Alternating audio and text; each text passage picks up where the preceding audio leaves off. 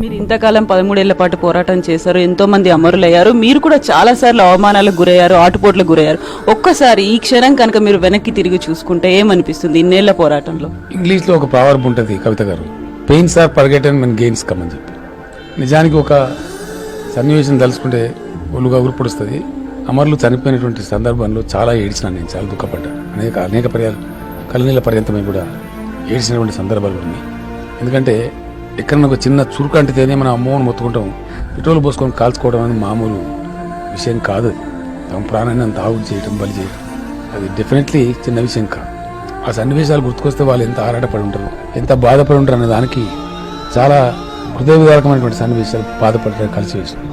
నేను కూడా నిమ్స్లో ఉన్నప్పుడు సాగు నోట్లో తలకాయ పెట్టిన పరిస్థితి. మిత్రులు చెప్తుంటే నేను కాదని అంటున్నా, కానీ రోజు నేను ఏం చేసేవానంటే బాత్రూమ్కి వచ్చేవాను. నా పరిస్థితిని నేను టెస్ట్ చేసుకోవడానికి, అసలు కంట్రోల్ ఉందా బాడీ లేదా అని టెస్ట్ చేసుకోవడానికి. ఆ చివరి రోజుకు ముందు, ప్రకటన వచ్చే ఒక రోజు ముందు మంచాలు పట్టుకొని బెడ్స్ పట్టుకొని నేను వెళ్తున్నా.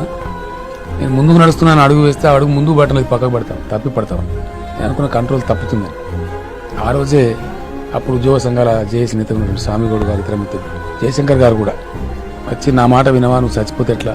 నేను చెప్పిన, ఎందుకో సార్ నాకు డౌట్ వస్తూ ఉంది, నాకు మై ఇంట్యూషన్ సేస్ మంచి జరగబోతుంది తెలంగాణ కన్నా అనుమానంగా ఉంది, కాబట్టి ఒక్కరోజు టైం ఇవ్వండి దయచేసి, నేను ఆత్మబలంతో బతుకుతాయి ఒక్కరోజు, రేపు మీరు చెప్పినట్టు వింటా అని చెప్పి అనుకున్నట్టుగా, ఆశించినట్టుగా, నా ఇంట్యూషన్ చెప్పినట్టుగా, నా అంతరాత్మ చెప్పినట్టుగా 3 గంటల కల్లా చిదంబరం గారు కాంట్రాక్ట్ రావడం, మీకు ఏం కావాలని అడగడం, తీర్మానం వారు ఆ రోజు వాస్తవం ఢిల్లీ నుంచి వచ్చిన ప్రకటన జయశంకర్ గారు నిమ్స్లో రాసిందే ఆ ప్రకటన డ్రాఫ్ట్ చేసి పంపడం, ఫైనల్గా వారు రాత్రి 11:02 నిమిషాలకు అనౌన్స్ చేయడం, నేను దీక్ష విరమించాను.